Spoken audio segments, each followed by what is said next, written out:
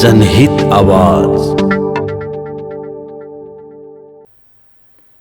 नमस्कार आदरणीय दर्शकबिन, धर्म टेलिभिजनको विशेष कार्यक्रम जनहित आवाजमा स्वागत गर्दछु। म टेक बहादुर तामाङ। आजको यस विशेष कार्यक्रममा नेपाली काङ्ग्रेसका युवा नेता, समाजसेवी, पर्यटन व्यवसायी तथा नेपाली काङ्ग्रेस धादिङका निवर्तमान सभापति हुनुहुन्छ रमेश धमला। उहाँसँग हामी विभिन्न विषयमा अन्तर्संवाद गर्नेछौँ र यस अन्तर्संवादमा उहाँसँग विभिन्न कोणबाट हामी अन्तर्संवाद गर्ने प्रयत्न गर्छौँ। साथै उहाँको कार्यकालमा विभिन्न काम गर्दा उहाँलाई लाग्ने विभिन्न आरोपको बारेमा पनि हामी केही प्रश्न गर्ने जमर्को गर्नेछौँ। स्वागत गर्न चाहन्छु रमेश धमलाजी। नमस्कार। नमस्कार, धन्यवाद। आराम हुनुहुन्छ रमेशजी? एकदम आराम छ। रमेश धमलाको राजनीतिक यात्रा कसरी सुरु भयो? 2036 सालमा एउटा मुभमेन्ट नेपालमा चलेको कुरा यहाँलाई राम्रो जानकारी छ। त्यो बेलामा म 6 कक्षामा पढ्थेँ अनि मैले पढेको विद्यालय अचने माध्यमिक विद्यालयमा, धादिङको अचने माध्यमिक विद्यालयमा राजनीतिक रूपबाट केही गतिविधिहरू हुन्थे जसले गर्दाखेरि मलाई पनि प्रभाव पार्यो। अनि 2037 सालबाट मैले संस्थागत रूपमा नेपाली काङ्ग्रेसको भातृ संस्थाको रूपमा रहेको पछि जानकारी भयो त्यो कुरा। नेपाल विद्यार्थी सङ्घको सदस्यता ग्रहण गरेँ र मैले आफ्नो राजनीतिक यात्रालाई प्रारम्भ गरेँ। त्यसपछि विद्यार्थी राजनीति हुँदै बिचमा मैले शिक्षण पेसालाई अँगालेँ। त्यहाँ पनि मैले शिक्षकहरूको अगुवाई गर्ने अवसर प्राप्त गरेँ। शिक्षक सङ्घर्ष समिति बन्यो 2046 को आन्दोलनमा, त्यसलाई नजिकबाट नेतृत्व गर्ने अवसर प्राप्त गरेँ। त्यस पछाडिको दिनमा मैले राजनीतिलाई न्यूनता दिनुपर्छ, मेरो मुख्य चाहना भनेको राजनीतिक मार्फत समाजको परिवर्तन गर्ने र मुलुकमा प्रजातन्त्रको स्थापना गर्ने सङ्कल्पका साथ लागेको हुनाले राजनीतिक यात्रालाई तय गर्ने सन्दर्भमा मैले स्थायी भइसकेको शिक्षक पेसा पनि मैले राजीनामा गरेर छाडेँ र नेपाली काङ्ग्रेसको एउटा अनुशासित कार्यकर्ताको रूपमा आफूलाई अगाडि बढाउँदै ल्याएँ। पार्टीको विभिन्न तहमा, महाधिवेशनको तहमा, क्षेत्रीय कार्य समितिको तहमा पदाधिकारी बनेर, त्यसै गरी जिल्ला कार्य समितिको तहमा अनि विभिन्न समयमा मैले काम गरेँ। नेपाली काङ्ग्रेस पार्टीको एउटा ठुलो चाहिँ अप्ठ्यारो अवस्था सिर्जना भयो, पार्टी फुट्ने अवस्था सिर्जना भयो। त्यो बेलामा मैले संस्थापन भएर नेपाली काङ्ग्रेसलाई जोगाउनुपर्छ भनेर महत्त्वपूर्ण भूमिका निर्वाह गरेँ। द्वन्द्वको समयमा, माओवादी द्वन्द्वको समयमा अत्यन्त जिम्मेवारपूर्णबाट प्रस्तुत हुनुपर्छ। यो बेलामा साथीहरूलाई कसरी अधिकतम रूपमा बचाउन सकिन्छ, हामीले मुलुक द्वन्द्वमा फँसेको कुरालाई कसरी व्यवस्थापन गर्नुपर्छ भन्ने सन्दर्भमा जिल्ला नेतृत्वसँग अत्यन्त नजिकमा रहेर काम गरेँ। त्यो बेलामा मेरो सम्बन्ध केन्द्रसँग पनि जोडियो र म 2062 सालमा नेपाली काङ्ग्रेस ऐतिहासिक पार्टीको विदेश विभागको सदस्य हुने अवसर प्राप्त गरेँ। त्यो बेलामा मैले आफूलाई नेपाली राजनीति र नेपाली काङ्ग्रेसको नेपालभित्रको अवस्था र नेपाली काङ्ग्रेसको संसारभरिको सञ्जालमा आफ्नो भूमिका र हैसियत र सम्बन्धको बारेमा पनि नजिकबाट काम गर्ने मौका मिल्यो। काम गरेँ। शान्ति वार्तामा अत्यन्त नजिकबाट गेस्ट टिमसँग बसेर काम गर्ने अवसर प्राप्त भयो। सँगसँगै निर्वाचनमा अत्यन्त जुझारु रूपले पार्टीले टिकट दिएको उम्मेदवारलाई उत्साहवर्धक तरिकाले जितहारसँग सरोकार नगरिकन जिताउनुपर्छ भन्ने सन्दर्भमा समाहित हुँदै आएँ। त्यसपछि मलाई नेपाली काङ्ग्रेस पार्टीले 2072 सालमा जिल्ला सभापति हुने अवसर दिलायो। त्यो बिचमा मैले थुप्रै सङ्घ संस्थामा काम गर्ने अवसरहरू मिल्यो। ती सङ्घ संस्थामा काम गर्दाखेरि पनि मैले राष्ट्रिय जिम्मेवारीमा बसेर काम गरेँ। रूपान्तरणका लागि त्यहाँभित्र भएका समस्याहरूको समाधान कसरी गर्नुपर्छ, हामीले समस्या देखिसकेपछि त्यसको समाधानको उपायहरू पनि खोज्नुपर्छ। देब्रे हातमा समस्या हुँदै गर्दा दाहिने हातमा समाधान हुनुपर्छ, दाहिने हातले समस्या रेज गर्दै गर्दा देब्रे हातले समाधानको विकल्पहरू खोज्नुपर्छ भन्ने सन्दर्भमा पनि धेरै अध्ययन गरियो। संसारका धेरै मुलुकहरू घुम्ने अवसर पाएँ।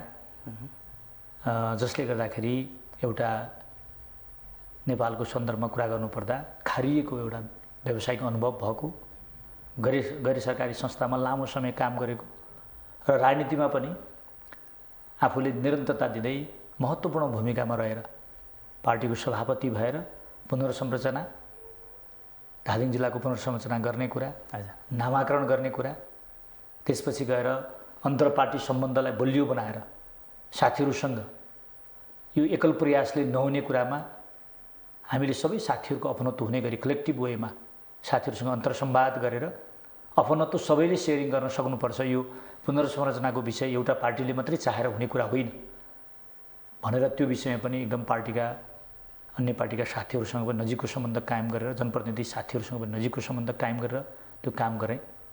स्थानीय तहको जनप्रतिनिधि भएर गाउँ विकास समिति राष्ट्रिय महासङ्घ नेपालको सदस्यको रूपमा 20 वर्ष काम गर्ने अवसर मिल्यो।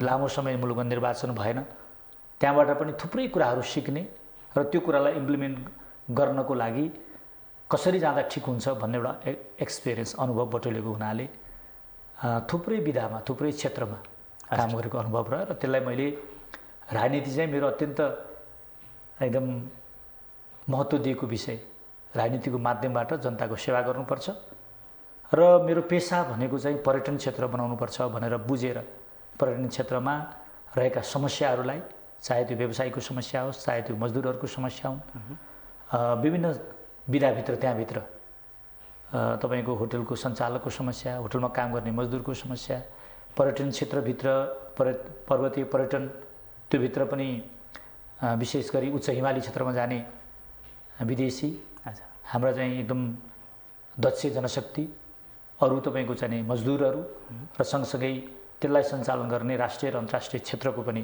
पहुँचलाई कसरी स्थापित गर्ने र निजी क्षेत्र भनेको सरकारलाई सहयोग गर्ने एउटा अभिन्न अङ्ग हो, सरकारसँग हामीले नजिकमा रहेर काम गर्नुपर्छ भन्ने अवधारणाका साथ धेरै नीति नियममा पनि परिवर्तन गर्नुपर्छ। टुरिज्मको स्ट्राटेजिक र एक्सन प्लानमा पनि आफ्नो इनपुट कति चाहिँ दिन सम्भव हुन्छ भनेर लामो समय त्योभित्र पनि होमवर्क गरेको र 2014को साइक्लोनमा जुन हुदुद नेपालमा आयो, म त्यो बेलामा trekking agency association of Nepal टान जस्तो एउटा गरिमामय संस्थाको अध्यक्ष भएर हामीले दिएको सेवा संसारभरि तपाईँको काउन्टेबल थियो। अनलाइन त्यो बेला, अहिले त अनलाइन सर्भिस एकदमै सबैतिर आएको छ, त्यो बेलामा धेरैले अनलाइन सर्भिस पाउने अवस्था थिएन। हामीले त्यो सेवा मार्फत मुलुकको एउटा इज्जत जोगाउने काम गऱ्यौँ। अप्ठ्यारोमा फँसेका विदेशी, नेपाली कामदार र विभिन्न मानिसहरूलाई हामीले रेस्क्युको माध्यमबाट ठुलो चुनौतीका साथ रेस्क्यु गराएर त्यसलाई व्यवस्थापन गर्नुपर्छ भनेर हामी लाग्यौँ। त्यस पछाडि यो तपाईँको भूकम्पको बेलामा अन्तर्राष्ट्रिय स्तरमा भएको आफ्नो लिङ्कलाई युज गर्दै, उपयोग गर्दै तपाईँको थुप्रै तपाईँको चाहिँ रिलिफका सामग्रीहरू, त्यसपछि इमर्जेन्सी इभ्याकुएसनको सन्दर्भमा, त्यसै गरी तपाईँको चाहिँ पुनर्निर्माणको सन्दर्भमा काम गर्ने जुन अवसर प्राप्त गरेँ, त्यसले पनि एउटा इमिडिएट रेस्पोन्स कसरी गर्नुपर्छ, रेस्क्यु कसरी गर्नुपर्छ, रिलिफ कसरी चाहिँ वितरण गर्नुपर्छ भन्ने सन्दर्भमा तपाईँको चाहिँ अहिले जुन ढङ्गबाट नेपाल सरकारको ध्यान अहिले चाहिँ आकृष्ट भएको अवस्था छ, त्योभित्र केन्द्रीय तहको तपाईँको समितिमा रहेर पनि काम गरेँ। जिल्लामा त यसै पनि काम नगर्ने कुरै भएन र त्योभन्दा पछाडि पनि 2074मा प्रदेशमा चुनाव लड्ने अवसर मिल्यो। नेकपाको गठबन्धनसँग चुनाव लड्ने अवस्थामा थोरै मैले पराजित भएँ, यहाँलाई राम्रो जानकारी छ। मैले कहिले पनि पराजित भएको कुराको फिल गरिनँ। मेरो विशेषता भनेको म परिणामपछि मलाई कति पनि त्यसले चाहिँ प्रभाव पार्दैन। परिणाम आउनुभन्दा अगाडि सकारात्मक परिणामको निम्ति म मरिमेट्छु र परिणाम पछाडि म कसैलाई आरोपित पनि गर्दिनँ। त्यो समीक्षाको विषय हो, समीक्षा निश्चित रूपमा गर्नुपर्छ र भोलिपल्टबाटै जनताको बिचमा गरेका कमिटमेन्टहरू एकदम जनताको नजिकमा रहेर जस्तो सुकै परिस्थितिमा पनि आफूलाई कति पनि विचलित नगरिकन नेतृत्व प्रदान गरेको कुरा यहाँलाई पनि राम्रोसँग जानकारी छ। त्यो बेलाको नेकपा, त्यो बेलाको धन्दै द्वितीयको नेकपाको विजय, धादिङ जिल्लाको सन्दर्भमा कुरा गर्नुपर्दा स्थानीय तहमा 10वटा पालिका नेपाली कङ्ग्रेसभन्दा बाहिरले जितेको अवस्था र सँगसँगै 4वटा प्रदेश र 2टा सङ्घीय निर्वाचन पनि उहाँहरूले जितेको, मुलुकभित्रै उहाँहरूको वर्चस्व रहेको बेलामा आम कार्यकर्ताहरूलाई कसरी नेपाली कङ्ग्रेसमा समाहित गराउने, कसरी नेपाली कङ्ग्रेसलाई बलियो बनाउने, कसरी नेपाली काङ्ग्रेसबाट आकर्षित गर्ने भन्ने विषयमा चाहिँ अत्यन्त जुझारुपूर्ण तरिकाले काम गरेको हुनाले राजनीतिक यात्रा सँगसँगै आजको दिनसम्म आइपुग्दा मभित्र थकाइ छैन, मभित्र राजनीतिबाट बेनिफिट गरेर आफूलाई बलियो बनाउनु पर्ने अवस्था छैन। मैले अघि नै भने मेरो पेसा पर्यटन क्षेत्र हो। पर्यटन क्षेत्रभित्र थुप्रै विषयमा मैले लगानी गरेको छु, त्यहाँबाट आय आर्जन गर्ने माध्यमहरू बनाएको छु भने राजनीति चाहिँ पूर्ण रूपले यो आफूसँग भएको भिजन, पार्टीको दृष्टिकोण र जनताको अहिलेको अपेक्षा र चाहना यसको बिचबाट आफूलाई अगाडि बढाउनुपर्छ भन्ने कुरा केही ढङ्गले बुझ्दछु भन्ने ठान्दछु। त्यही तरिकाबाट मेरो राजनीतिक जीवन, राजनीतिक यात्रा अगाडि बढिराखेको छ। रमेशजीको धेरै महत्त्वपूर्ण अनुभव छ। तर तपाईँ तत्कालीन अवस्थामा जब राजनीतिमा प्रवेश गर्दै गर्दा अघि भन्नुभयो म लागेँ तर पछि थाहा थिएन भन्नुभयो, त्यतिखेर मेरो जानकारी अनुसार त्यहाँ वामपन्थीहरूको वर्चस्व थियो विद्यार्थीमा, अचानैमा कम्युनिस्टहरूको प्रशिक्षण हुन्थ्यो, त्यहाँ वामपन्थीहरूको प्रशिक्षण हुन्थ्यो। त्यतिखेर काङ्ग्रेसहरूको त्यति धेरै प्रशिक्षण हुने कुरो त्यहाँ हामीले सुनेको थिएन। तपाईँ वामपन्थीतिर नगइकन कसरी कङ्ग्रेसतिर चाहिँ डाइभर्ट हुनुभयो, कङ्ग्रेसतिर कसरी जानुभयो, त्यो प्रेरणा चाहिँ कसरी पाउनुभयो त? यो माइनोरिटीमा हुर्किएको मान्छेहरूले दबावलाई अलि सहन सक्दो रहेछ। प्रेसर भयो भने माइनोरिटीमा हुर्किएको कोही पनि मान्छेले त्यहाँ सहजता महसुस गर्दैन। प्रसङ्ग एकजना साथीले मलाई एउटा पुस्तक पढ्न दिनुभएको थियो, त्यो चाहिँ सिके प्रसाईज्यूले लेख्नुभएको। उहाँ चाहिँ नेपाली काङ्ग्रेसको नेता हुनुहुँदो रहेछ भन्ने कुरा पछि जानकारीमा आयो म जब सङ्गठनमा काम गर्न थालेँ। त्यो पुस्तक पढ्दै जाँदा मलाई बढी रोचकता प्राप्त भयो, किनभने विद्यालयमा अनुराग सुवेदीको एकदम वर्चस्व थियो। नेपाल विद्यार्थी सङ्घ भनेर मुख खोल्न सकिने अवस्था थिएन।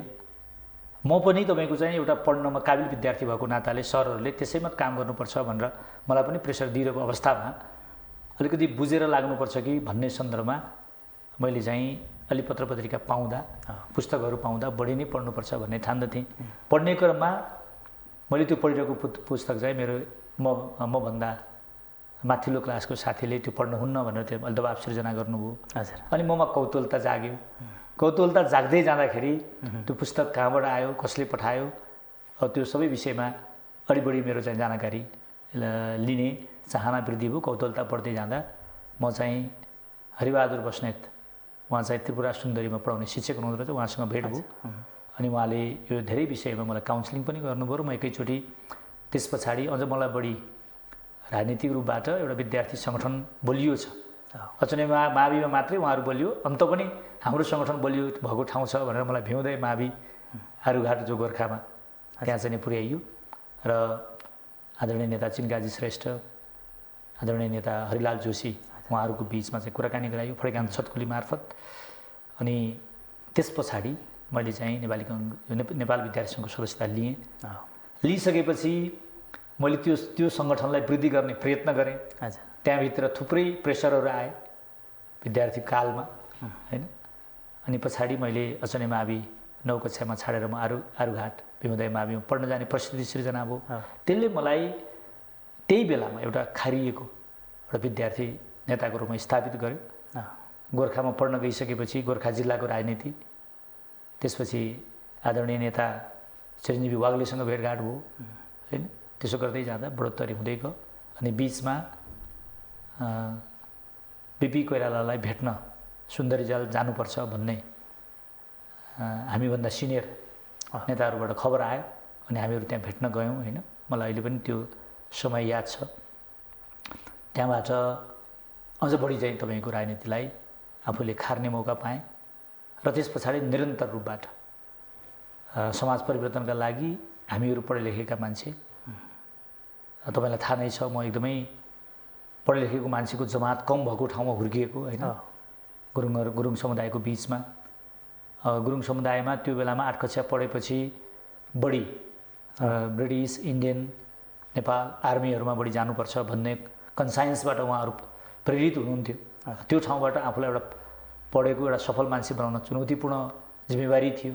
तर त्यो बिचबाट पनि आफूलाई अगाडि बढाउँदै आउँदा राजनीतिलाई मैले आजसम्म निरन्तरता दिने जुन अवसर मिल्यो, यसलाई मैले अवसरको रूपमा लिन्छु र यहाँलाई राम्रोसँग जानकारी छ। म जुन दिनबाट लागेँ बुझेर जानेर निरन्तर रूपमा लागिरहेको हुनाले समाजमा एक प्रकारको, होइन, मेरो परिचय छ। अप्ठ्यारोको बिचमा पनि मैले कहिले पनि यो चुनौतीलाई सामना गर्न डराइनँ।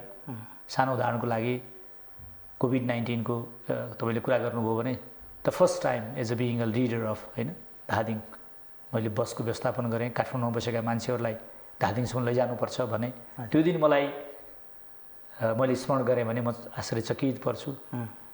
कल गर्दै गर्दा तपाईँ रहनुभयो भने मात्रै भोलिको दिन देख्न पाइन्छ, किन तपाईँ मर्ने कुरासँग डराउनुहुन्न भने धेरै साथीहरूले मप्रति गरेको चिन्ताले म आज पनि कहिलेकाहीँ भावविह्वल हुन्छु। त्यो माया, त्यसलाई मैले मायाको रूपमा लिएँ र त्यो बेलामा मलाई प्रशासनिक रूपबाट गरेको सहयोग, प्रशासनको तर्फबाट सरकारमा हामी नभए पनि जुन प्रशासनिक जुन बल मैले प्राप्त गरेँ होइन, त्यसले के देखाउँछ भने त्यो निरन्तरता, जवाबदेहिता, जिम्मेदारिता भन्ने कुरा अत्यन्त महत्त्वपूर्ण रहेछ। त्यसकारण स्टार्टिङ टु टिल टुडे म चाहिँ यो कुरामा एकदमै जहाँ छु खुसी छु। जुन ढङ्गले काम गरिराखेको छु राजनीतिमा, आफूले एक दिन अवसर आउँछ र म भित्र भएको मेरो भिजनलाई सरकारको माध्यमबाट इम्प्लिमेन्ट गर्ने अवसर पाउँदा अब्बल एउटा जनप्रतिनिधि कसरी आफूलाई जस्टिफाई गर्न सकिन्छ भन्ने एकदमै आकाङ्क्षा बोकेको एउटा नागरिक भएको नाताले हुनसक्छ मेरो यो निरन्तरता हिजोको दिनदेखि आजसम्म छ। तपाईँले 74 सालमा होइन उसमा प्रदेश सभाको चुनावमा लड्नुभयो। त्यतिखेर तपाईँ एकदम थोरै मतले हार्नुभयो। तपाईँको जुन पर्फर्मेन्स छ, जुन तपाईँको तदारक दिनुहुन्थ्यो, तपाईँले त्यो चुनावलाई रिभ्यू गर्दा थोरै मतले हुन त तपाईँले भनिसक्नुभयो मैले हारेको फिल गरेन, तर सङ्ख्यामा त हारेको हो नि हजुर होइन, थोरै मतले हार्नुभयो। त्यो हार्दाखेरिको जुन रिभ्यू छ नि, अहिले त्यसलाई रिभ्यू गर्नु पर्दाखेरि तपाईँ कसरी रिभ्यू गर्नुहुन्छ? पहिलो कुरा त अब लार्जर स्केलमा चुनाव लडेको, सङ्घ संस्थामा स्थानीय तहमा चुनाव लडेको आफ्नो अनुभवभन्दा बाहिर त्यो मेरो पहिलो थियो। त्यो मेरो पहिलो संसदीय निर्वाचनमा आफू उम्मेदवार बनेको थियो। कार्यकर्ता भएर खेल्ने भूमिका र उम्मेदवार भएर खेल्ने भूमिकामा फरक हुँदो रहेछ। पहिलो कुरा त्यो भूमिकाको बारेमा पनि काहीँ म अलमल्ले कि भन्ने लाग्छ अहिले एउटा। अर्को कुरा निर्वाचनमा सबैभन्दा कमजोर पक्ष चाहिँ मेरो के रह्यो भने म कुन तहमा प्रतिस्पर्धा गरिरहेको छु भन्ने कुरा मैले जनतालाई बुझाउन सकिनँ।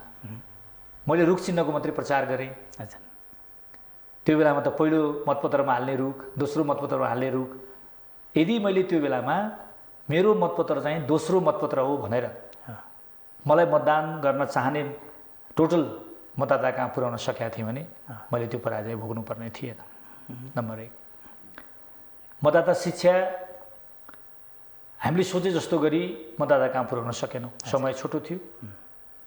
नयाँ मतदाताहरू कहाँ मतदाता शिक्षा पुर्याउने कुरामा सानातिना चुनौती पनि आए र त्यसलाई जुन रूपमा लानुपर्ने थियो त्यो पनि लान सकिएन। अर्को कुरा यो सङ्घ र प्रदेशको निर्वाचन एकैचोटि भइदिएकोले चारवटा मतपत्र त्यसलाई व्यवस्थापन गरेर मतदानमा सहभागी हुने मतदातालाई पनि बडो चुनौतीपूर्ण हुँदो रहेछ। त्यस कारणले गर्दा मतदाताकै हिसाबबाट हात उठाएर निर्वाचन जित्ने भएको भए अहिले पनि मेरो मनले भन्छ धादिङको मतदाताहरूले मलाई जिताउन प्रयास गर्नुभएको थियो। त्यसैले उहाँहरूप्रति म अत्यन्त एकदमै आभारी छु। दोस्रो कुरा नेपाल कम्युनिस्ट पार्टी, त्यो पनि पहिलो र तेस्रो पार्टी मिलेको अवस्था, उहाँहरूको एकता हैन। सबैले सोध्यो भनेदेखि सङ्ख्याको दृष्टिकोणले दुईटा पार्टीले प्राप्त गरेको स्थानीय तहको मत हेऱ्यो भने काली लाग्यो थियो। तर पनि जिताइदिनुपर्छ यो मान्छेले काम गरेछ भन्ने हिसाबबाट जुन तरिकाले उहाँहरूले माया गर्दा गर्दै निर्वाचन हार्नको पहिलो कारण चाहिँ व्यवस्थापनको कमजोरी हो भन्ने म ठान्दछु। हजुर दर्शकबिन, हामी छोटो विश्रामपछि फेरि आउनेछौँ। हेर्दै गर्नुहोला धर्म टेलिभिजन। उच्च रक्तचाप रक्षा चक्र, रिस उठ्ने, रिसको कारणले मन बसमा राख्न नसक्ने र उच्च रक्तचाप रोगको समाधान गर्न यो उच्च रक्तचाप रक्षा चक्र लगाइन्छ।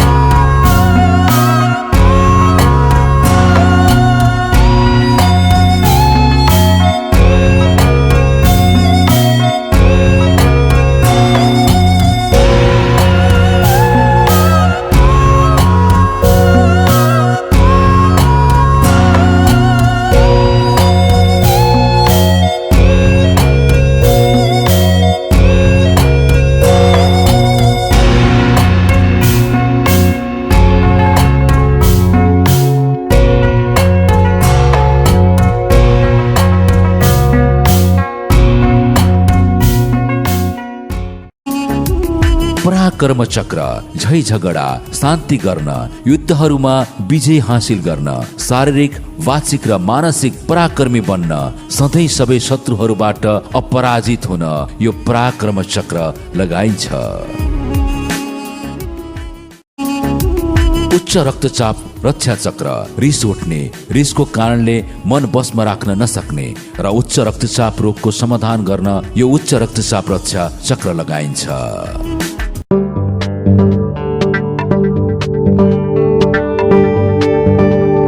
जनहित आवाज। हजुर रमेशजी, अब तपाईँ मङ्सिर 4 गते हुने निर्वाचनमा सङ्घीय सांसदको लागि जिल्लाबाट सिफारिसमा परिसक्नु भएको छ। अब सिफारिसमा त तपाईँको करिब 6-7 जना साथीहरू पर्नुभयो। 6-7 जना मध्ये तपाईँले बाजी मार्ने योजना के छ?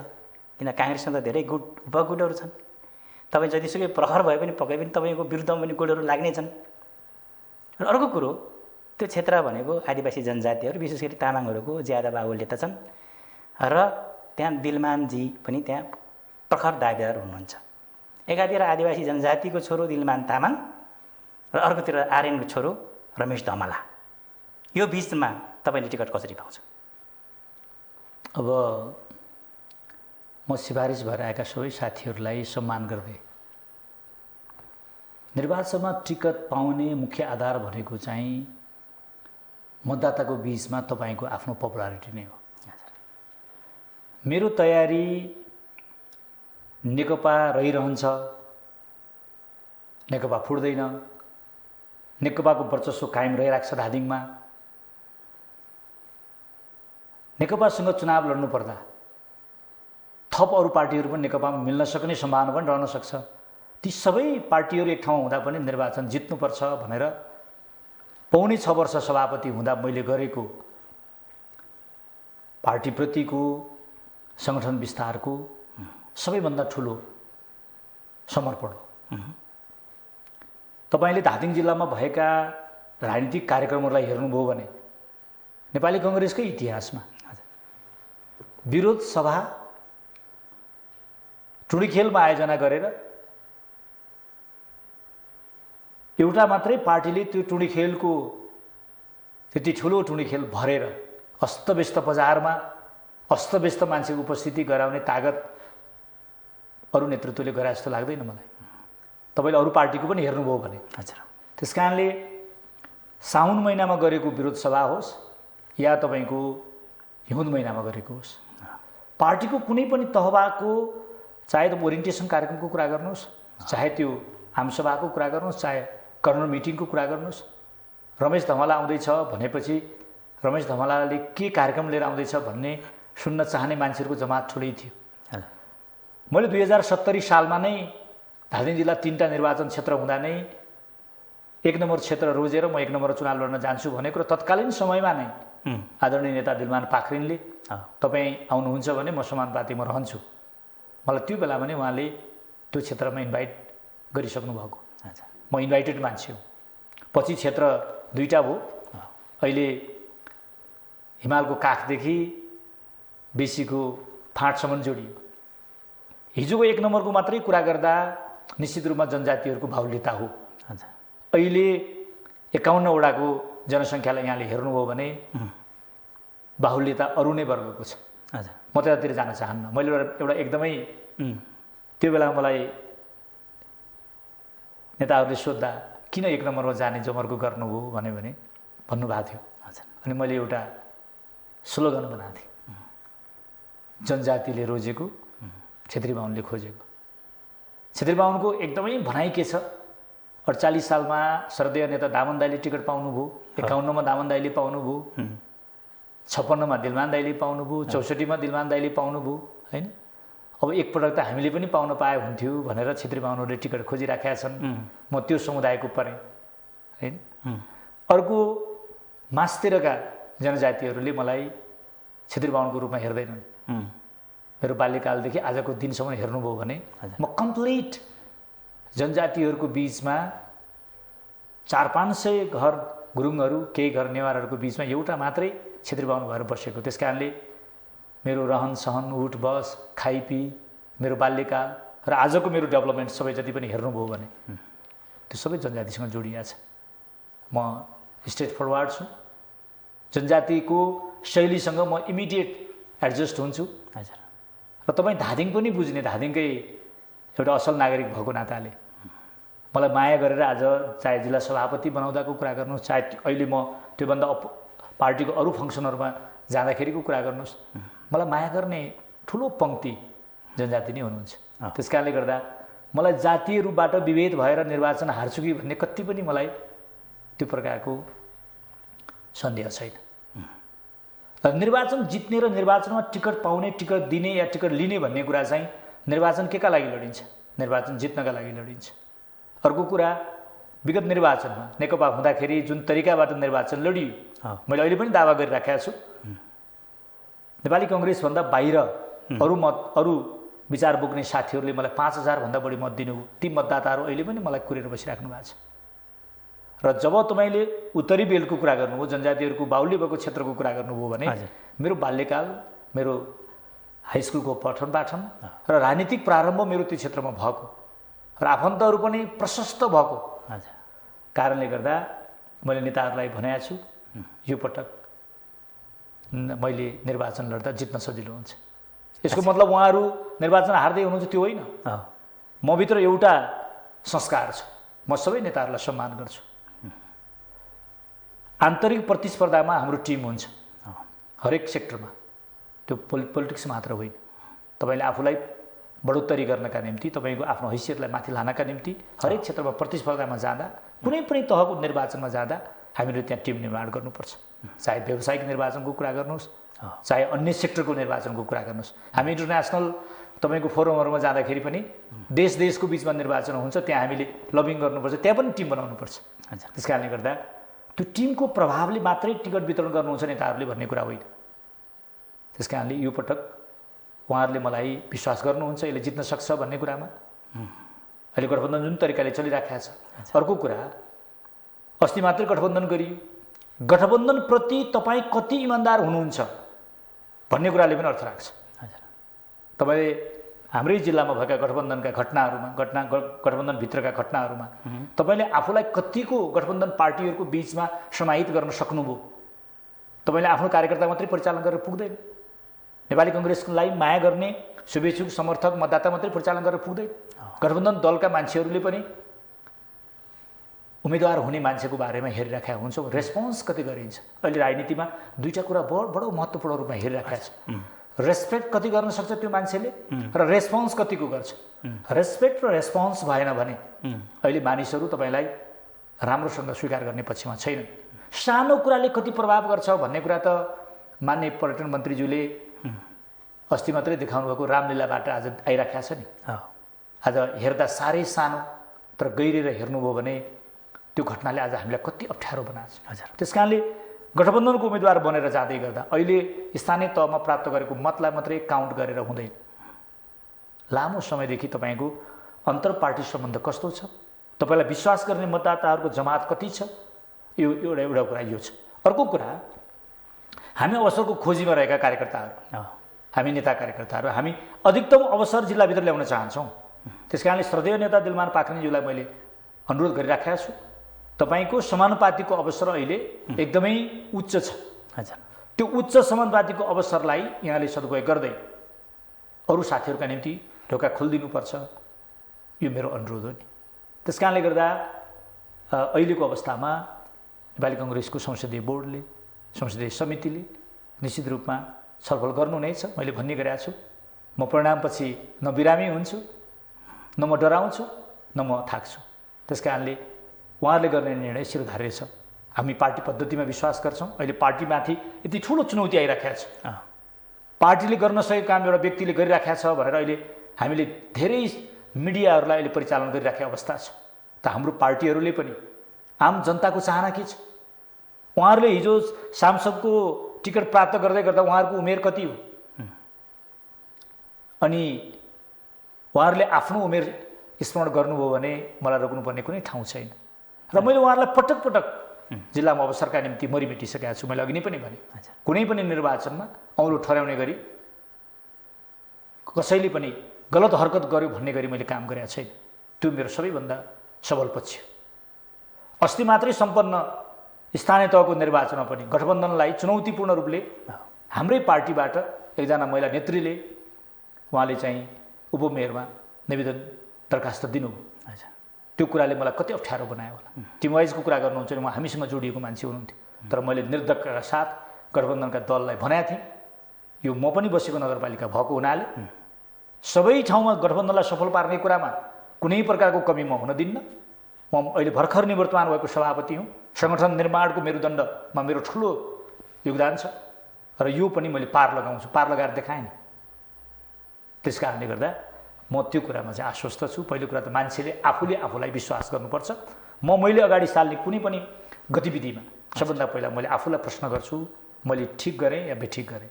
मेरो आत्माले ठिक गर्यो भने म त्यो कुरामा अगाडि बढ्छु। त्यस कारणले आफूले आफूलाई विश्वास गर्न सक्ने र नेताहरूप्रति सम्मान गर्दै उहाँले गर्ने निर्णयलाई पनि शिरोधार्य गर्न सक्ने क्षमताको अभिवृद्धि भएको कारणले अहिले म चाहिँ त्यो कुरामा आशावादी छु। गठबन्धनको कुरा यहाँले उठाइसक्नु भएको छ, यहाँ पनि गठबन्धनभित्रै हुनुहुन्छ। तपाईँको कुरा सुन्दै गर्दा तपाईँ नै गठबन्धनको उम्मेदवार भयो भन्ने प्रक्रिया तपाईँ प्रस्तुत गर्दै हुनुहुन्छ कि तपाईँ नै गठबन्धनको उम्मेदवार भयो त? डिक्लेरेसन भइसक्यो अथवा तपाईँको ठाउँमा अर्को गठबन्धनले रिप्लेस गर्यो भने के भन्नुहुन्छ?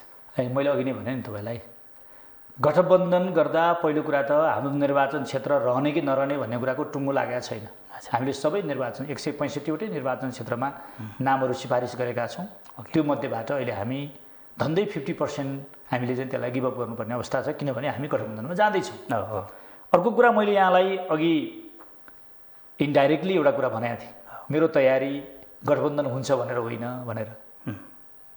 भोलि गठबन्धन बिग्रियो या अरू सबैको गठबन्धन भयो, एक्लै लड्नुपर्ने परिस्थिति भयो भने पनि म खुट्टा कमाउने पक्षमा छैन। म भित्र आत्मविश्वास छ, धादिङको मतदाताले एकपटकलाई मलाई अवसर दिनुहुनेछ।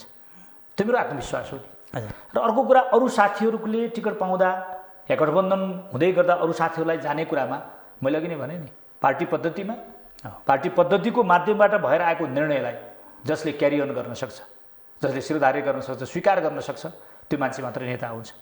तपाईँ सांसद मात्रै हुनको लागि, मन्त्री मात्रै हुनको लागि तपाईँ राजनीतिमा आउनुभयो या परिवर्तनको खाका कुर्दै राजनीतिलाई एउटा संस्कार र संस्कृतिसँग जोडेर मुलुकको परिवर्तनका लागि राजनीतिमा आउनुभयो? तपाईँ नेता बन्नका लागि राजनीतिमा आउनुभयो या तपाईँ सांसद बन्नका लागि राजनीतिमा आउनुभयो भन्ने बहसको विषय हुन जरुरी छ। हामीहरू निर्वाचनको बेलामा हरेक निर्वाचनमा पाउँदा सङ्घीय सांसद, त्यो पाएन प्रदेश सांसद, त्यो पनि अवसर आयो भने इमिडिएटली पालिकाको अध्यक्ष, त्यो पालिकाको अध्यक्ष पनि पाएन भने वडाध्यक्ष, त्यो होइन। हिजो भएका निर्वाचनहरूमा आफूलाई कहीँ पनि दाबी नगरिकन अहिले सङ्घीय सांसद प्रस्ताव गर्दै गर्दा त्यसका पछाडि पनि त थुप्रै सबल पक्षहरू होला नि। त्यस कारणले गर्दा म सबै साथीहरूलाई सम्मान गर्दै, मैले सुरुमै भनेको छु, जति साथीहरू सिफारिस भएर आउनुभएको छ एउटा पद्धतिबाट, सबै साथीहरूलाई सम्मान गर्दै पार्टीले गर्ने निर्णय मेरो लागि स्वीकार्य हुन्छ र सबै साथीहरूले स्वीकार्नुहुन्छ भन्ने कुरा म विश्वास गर्छु। किनभने हामीले एउटा अनुशासनमा अत्यन्त विश्वास गर्ने पार्टी पङ्क्ति निर्माण गरेका छौँ। त्यस कारणले गर्दा त्यो प्रकारको दुविधा ममा छैन।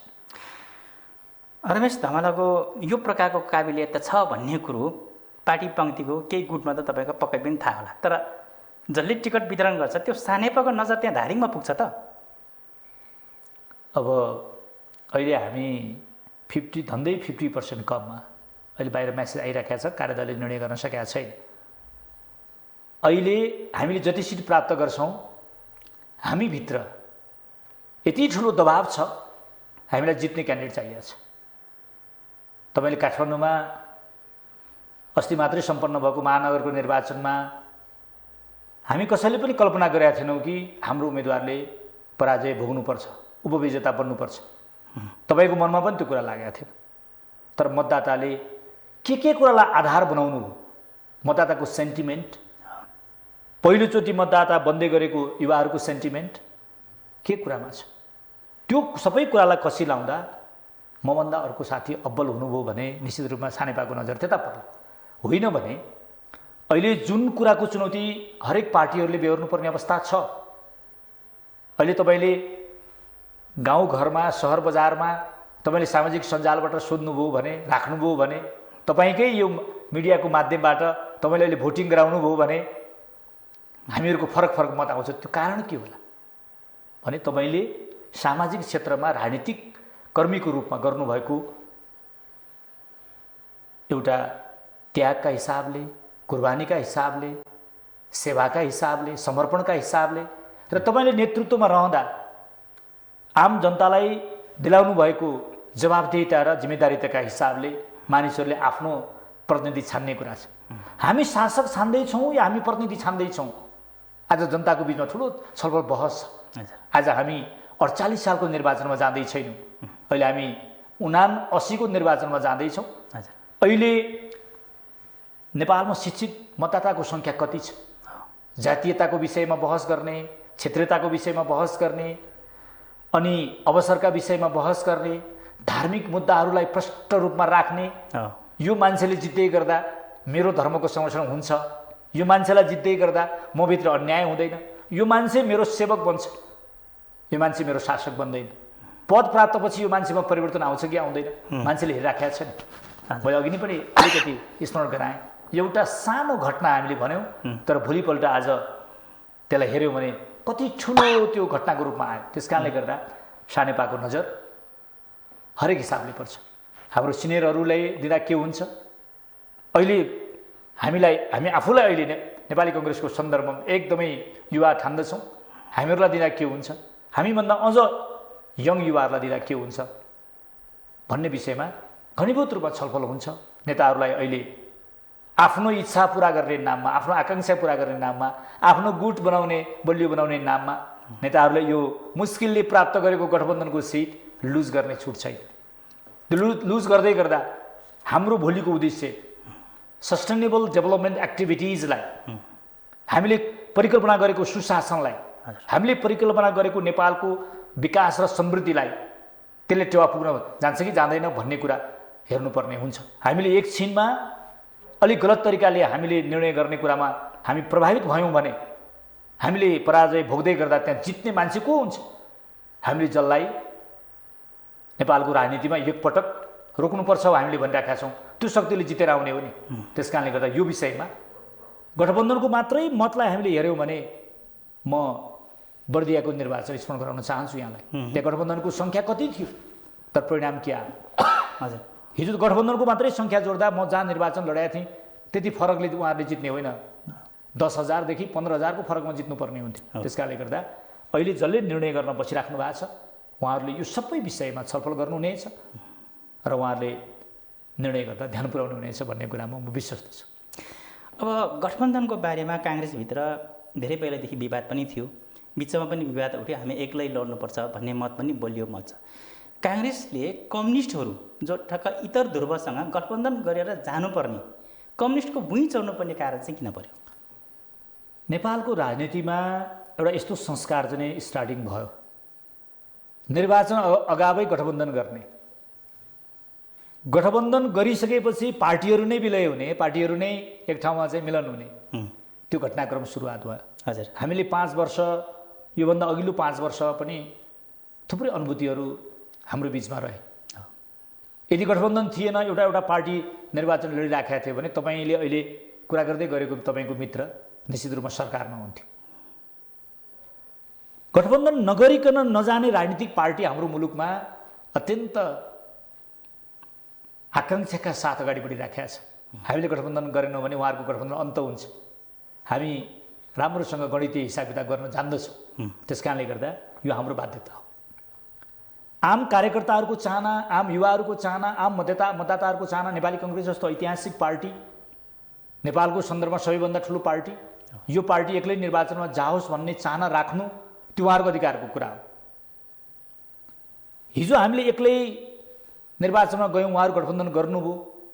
3 वर्ष हामीले नेपालको समृद्धिमा, नेपालको विकासमा हामीले आफूलाई कहाँ राख्यौँ, यो कुरा हामीले बडो गम्भीरताका साथ हेर्नुपर्ने अवस्था छ। त्यस कारणले गर्दा गठबन्धन अहिलेको सन्दर्भमा यो आवश्यक छ। हाम्रो केन्द्रीय नेतृत्वले एक स्वरले गठबन्धनलाई अनुमोदन गरेको अवस्था छ। म पार्टीको एउटा जिम्मेवार तहमा काम गर्ने राजनीतिकर्मी, पार्टीको नेता, केन्द्रीय तहको पार्टीको कार्यकर्ता, मैले पार्टीको विचार, पार्टीको निर्णयलाई शिरधार्य गर्नुपर्छ भन्ने म ठान्दछु। त्यस्तै तमाम कार्यकर्ताहरूको बिचमा हामीले यो कुरा ल्याउनु पर्ने हुन्छ। सानो उदाहरणको लागि हामीले कति अपोज गऱ्यौँ भरतपुर महानगरपालिकाको हाम्रो गठबन्धनको सन्दर्भमा, अन्तिममा हामी किन कन्भिन्स भयौँ? त्यस कारणले राजनीतिमा हामीले उठान गरेका मुद्दाहरू मात्रै सबै मुद्दाहरू भोलि स्वीकार्य भएर आउँछन् भन्ने होइन। हामी हाम्रो पार्टीलाई एकल रूपमा निर्वाचनमा जित्न सक्ने पार्टी निर्माण गर्न चाहन्छौँ। त्यो हाम्रो चाहना हो। त्यो चाहना आजै पुरा हुन्छ, अहिले पुरा नगरी हुन्छ भन्ने होइन। त्यो चाहना हामी पुरा गर्ने सन्दर्भमा हामीले गर्ने व्यवहारले, हामीले गर्ने सेवाले, हामीले प्रदान गर्ने सुशासनले मात्रै भोलि त्यो कुरा सम्भव हुन्छ।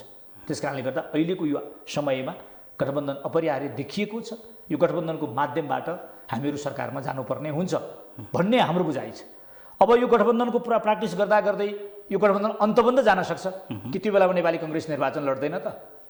यहाँहरूले देखिराख्नु भएको छ, हिजो त्यत्रो गठबन्धनको बिचमा हामीहरू रसाकसी साथ निर्वाचन लडेर आएको हो नि। त्यस कारणले गर्दा यो सबै घटनाक्रमले के देखाएको छ भने नेपाली कङ्ग्रेस अहिलेको सत्ता गठबन्धनलाई लिएर जाने कुरामा लचिलो बनेको छ र नेपाली कङ्ग्रेसको नेतृत्वमा यो गठबन्धन अगाडि बढ्छ र सफल हुन्छ भन्ने कुरा म विश्वास गर्छु।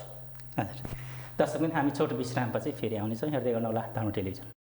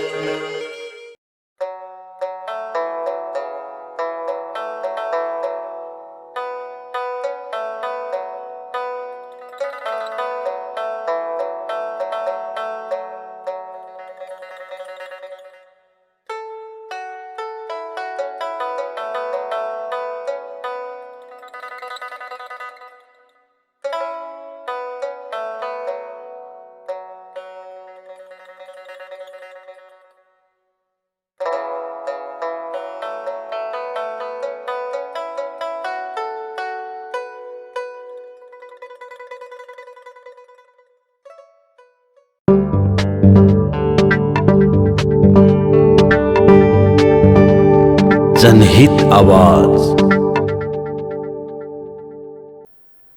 हजुर रमेशजी, यहाँ टानको पनि अध्यक्ष बन्नुभयो, तपाईँ पर्यटन व्यवसायी पनि हुनुहुन्छ।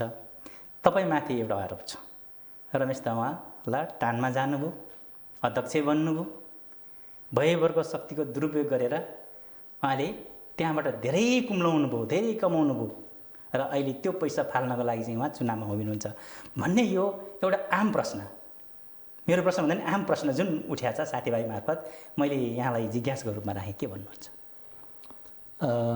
धेरै राम्रो प्रश्न गरिदिनु भयो।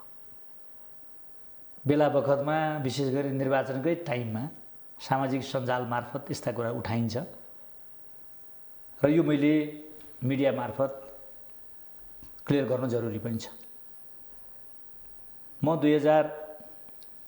सन् 2013-15 को कार्यसमितिको मैले त्यहाँ अध्यक्ष हुने अवसर पाएँ। त्यो बेलामा कोलिसन माओवादी निकट पर्यटन व्यवसायी साथीहरूको सङ्गठनसँग भएको थियो। महासचिव र कोषाध्यक्ष लगायत सदस्य पदहरू उहाँहरूको र अध्यक्ष वरिष्ठ लगायतका पदहरू हामीहरूको गरेर हामीले कोलिसन गरेका थियौँ। पहिलो कुरा, त्यो बेलाको माओवादी समर्थित साथीहरू, उहाँहरूलाई सँगै लिएर हिँड्ने कुरा कति सहज थियो होला, कति सरल थियो होला भन्ने कुरा तपाईँ अनुमान गर्न सक्नुहुन्छ। नम्बर 1। नम्बर 2, म आफ्नो पहिचान टानमा जानुभन्दा अगाडि पनि राजनीतिमा बनाइसकेका मान्छे। मेरो त्यो अन्तिम र पहिलो त थिएन। मैले त समाजमा धेरै कुराहरू गर्नुपर्ने थियो। त्यहाँभित्र पर्यटन बोर्ड र टानको बिचमा ठुलो समस्या रहेछ। त्यो समस्यालाई समाधान गर्न जाँदाखेरि पर्यटन बोर्डसँग हामीहरूले आन्दोलित हुनुपर्ने अवस्था आयो। हामीले भ्रष्टाचारको सन्दर्भ उठायौँ, त्यहाँभित्रको सुशासनको सन्दर्भ उठायौँ, त्यहाँबाट दिने सर्भिसका सन्दर्भ उठायौँ। त्यस कारणले गर्दा जसले भ्रष्टाचार विरोधी आन्दोलन गरेर एउटा संस्थालाई संस्थागत रूपमा अगाडि बढाउनुपर्छ भनेर त्यो ब्यानरको अगुवाई गर्छ, त्यो मान्छे आफैले यो कुम्ल्याउने कुरा कति सम्भव छ। नम्बर 1। नम्बर 2, मैले जाँदै गर्दा त्यहाँ आलेप गराएर त्यो पनि पर्यटन बोर्डले नै दिएको एउटा जिम्मेवार कन्सल्ट्यान्टको रूपमा पठाइएको सिएलाई आलेप गराएर ठुलो बुकलेट चाहिँ छोडेर गएको मान्छे। त्यो पछाडि पनि यो कुराहरू उठाएर उहाँहरू सम्बन्धित सरकारवालाहरूका निवेदन दिन पनि जानुभयो, ठाउँ ठाउँमा निवेदन हाल्नुभयो। आज यतिका वर्ष भइसक्यो। र धादिङकै सन्दर्भमा कुरा गर्नुपर्दा त्यो बेलामा रुबी भ्यालीलाई पर्यटन गन्तव्यको रूपमा विकास गर्नुपर्छ, पहिचान गराउनुपर्छ, त्यहाँ पोटर सेल्टरहरू निर्माण गर्नुपर्छ, त्यहाँका मानिसहरूको जनजीवन उचाल्नुपर्छ भनेर मैले यो डिएफआइडी फन्डिङ एउटा प्रोग्राम चाहिँ त्यहाँ पारेँ। मैले जहाँ पनि लान सक्थेँ त्यहीँ हालेँ। त्यो आन्दोलनको क्रमले त्यसलाई मैले जति फास्ट त्यसलाई कम्प्लिट गर्नुपर्ने थियो त्यो केही ढिलाइ भयो होला है।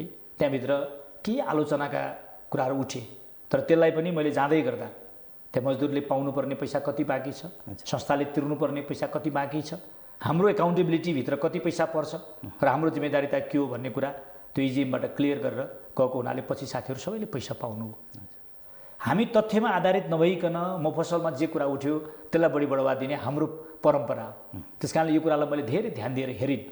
आज तपाईँले कुरा उठाउनुभयो, त्यस कारणले आजको दिनमा पनि तपाईँसँग म प्रष्ट हुन चाहन्छु, त्यहाँभित्र कुनै प्रकारको अनियमितता, कुनै प्रकारको भ्रष्टाचार भएको छैन, हामीले गरेका थिएनौँ।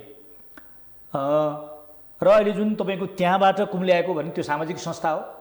त्यहाँ हामी निस्वार्थ व्यवसायीहरूको हितमा र मजदुरहरूको हितका लागि काम गर्न गएका थियौँ। मजदुरको हित नभइकन व्यवसायको हित हुँदैन भन्ने कुरा बुझेका थियौँ। त्यो बेलामा यो मेडिकल इन्सुरेन्सको कुरा, रेस्क्यु इन्सुरेन्सको कुरा हामीलाई बडो गाह्रो थियो पैसा लिनलाई।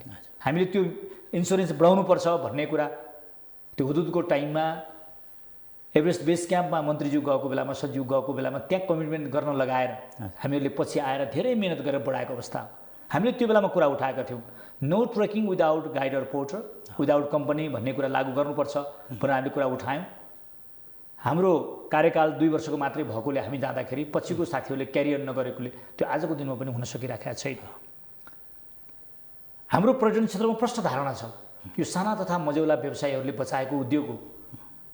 हामीलाई ठुल्ठुला लगानीको त खाँचो छ, तर ठुल्ठुला लगानीको मात्रै कुरा गर्दा सर्भिसमा कम्प्रोमाइज गर्ने दिन आयो भने म यहाँलाई स्मरण गराउन चाहन्छु, नेपालको कार्पेट संसारभरि कति परिचित थियो।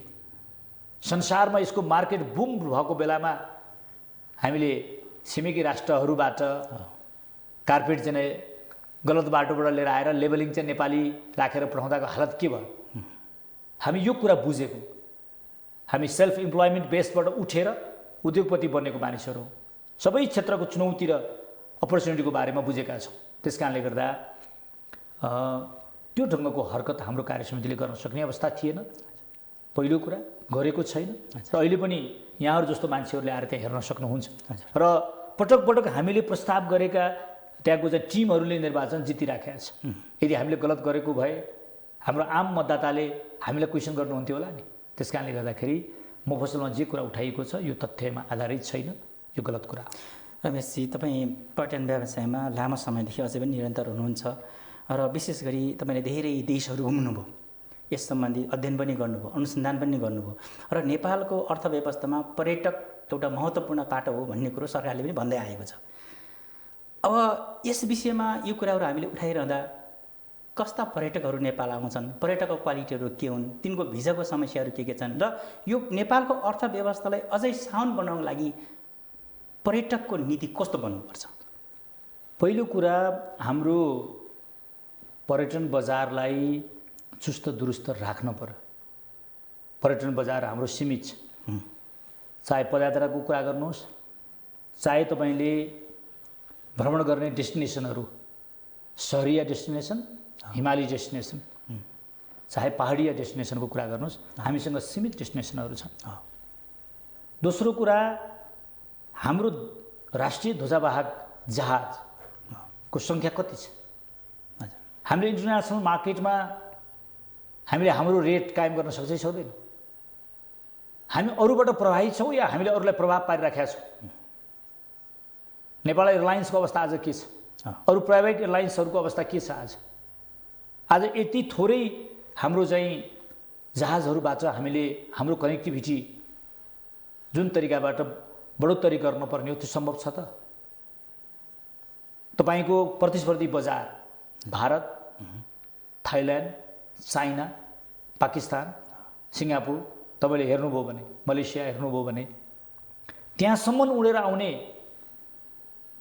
एयरफेयरको कति छ?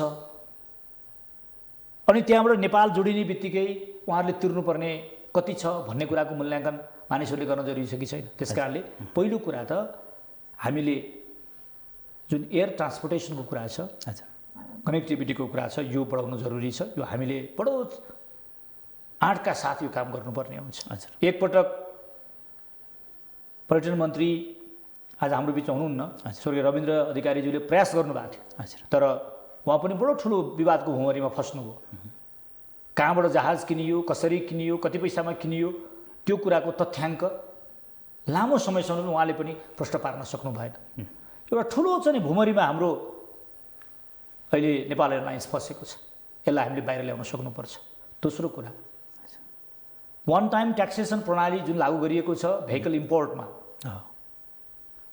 त्यसले गर्दाखेरि हामीले चढ्ने गाडीहरू, पर्यटनमा प्रयोग गर्ने गाडीहरू कति महँगा छ, अनि इन्भेस्टरले त्यो रिटर्न नगरिकन तपाईँलाई फेयर रेट दिन सक्छ। त्यही गाडी तपाईँले भारतमा अत्यन्त सस्तोमा चढ्न पाउने, त्यही बराबरको गाडी तपाईँले चाइनामा सस्तोमा चढ्न पाउने, त्यही गाडी तपाईँले जाने थाइल्यान्डमा चढ्दा सस्तोमा चढ्न पाउने, त्यो गाडीको सेवा हामीले लिँदा चाहिँ अत्याधिक रूपमा महँगो हुने भएपछि त्यो पनि त उसको प्याकेजमा बढ्ने होला नि, त्यो ट्यारिफमा बढ्ने होला नि। त्यस कारणले गर्दा पहिलो कुरा त तपाईँको पर्यटन बजार विश्व बजारसँग प्रतिस्पर्धा गर्न सक्ने निर्माण गर्नु पर्यो, नम्बर 1। नम्बर 2, पर्यटन क्षेत्रमा सरकारको लगानी बढाउनु पर्यो। तपाईँले राष्ट्रिय बजेटमा पर्यटन क्षेत्रलाई छुट्याएको, पर्यटन मन्त्रालयलाई छुट्याएको बजेट हेर्नुभयो भने अहिले कति पर्सेन्ट छ? अहिलेसम्म 2 अङ्कको बजेट प्राप्त गर्न सकिएको छैन। हामीले हेऱ्यौँ भनेदेखि अहिलेसम्म तपाईँले त्यो अवस्थामा हाम्रो हालत छ। मैले ठुलो सङ्ख्यामा कुरा गरेँ, हामीले अहिले 10 अरब, 20 अरब, 30 अरब भनेर तपाईँले पर्सेन्टमा हिसाब गर्नुभयो भने हामी पर्सेन्टका हिसाबले 2 अङ्कको पर्सेन्ट प्राप्त गरेका छौँ त? त्यो छैन। यसले के देखिन्छ भने नेपालको पर्यटनको प्रवर्धन र विकास चाहिँ यो निजी क्षेत्रले गरिराखेको हो। यसमा ठुलो समस्या ट्याक्सेसनको छ। हामीले यो सेवामूलक व्यवसाय भएको हुनाले यो स्वास्थ्य क्षेत्रसँग दाँजेर यसलाई भ्याटको चाहिँ निर्धारण गरिनुपर्छ र सबै क्षेत्रमा भ्याट अनिवार्य गरिनुपर्छ। अहिले हामी पदयात्रामा जाँदा, हिमाली क्षेत्रमा जाँदा हामीले पैसा तिरेका बिलहरू भ्याट बिल पाउँदैनौँ। सरकारले भ्याट बिल नभइकन हामीलाई बेरोजु निकाल्छ। त्यो खर्च हामीले देखाउन पाउँदैनौँ, जसले गर्दा मानिसहरू योबाट सुरक्षित आफूलाई महसुस गर्दैन। त्यस कारण यो जुन उद्योगको रूपमा विकास हुनुपर्ने थियो, हामीले चाहेर या नचाहेर, मानेर या नमानेर नेपालको पर्यटनको भविष्य भनेको पर्वतीय पर्यटन नै हो भन्ने कुरामा हामीलाई दुविधा छैन। अर्को, धार्मिक पर्यटन र खेल पर्यटनलाई जुन रूपले हामीले बढावा दिनुपर्ने हो, मैले अघि नै भने कनेक्टिभिटीको कारणले हामीले दिन सकिराखेका छैनौँ। हामीले लुम्बिनीलाई टार्गेट गरेर भैरवा एयरपोर्टको निर्माण गर्ने जुन जमर्को गऱ्यौँ त्यो सम्पन्न पनि भइसकेको छ।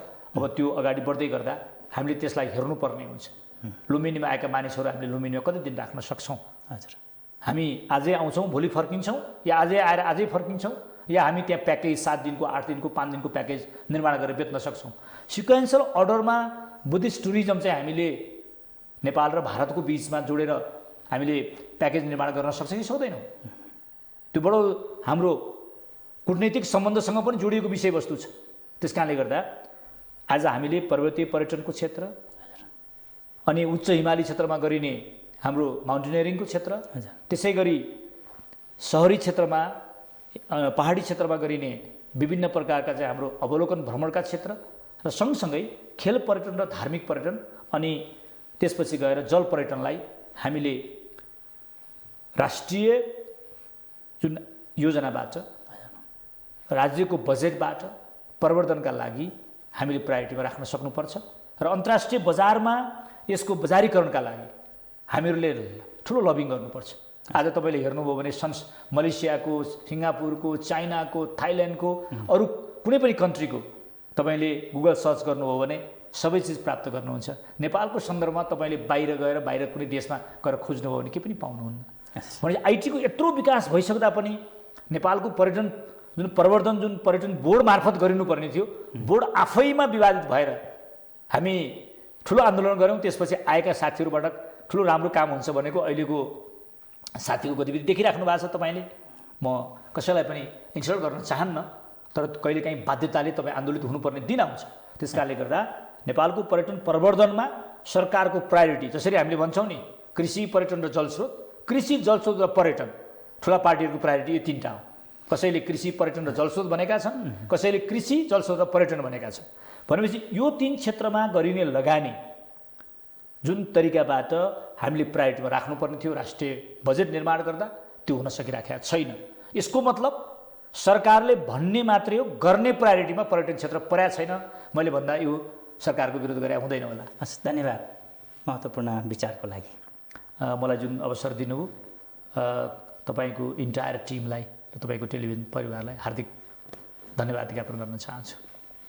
दर्शकबिन, हामी नेपाली काङ्ग्रेसका युवा नेता पर्यटन व्यवसायी रमेश तमरसँग विशेष अन्तर्गत संवाद गऱ्यौँ। हेर्दै गर्नुहोला धर्म टेलिभिजन। आजको निर्धारित कार्यक्रम सकिएको छ। बिदा दिनुहोस्। नमस्कार।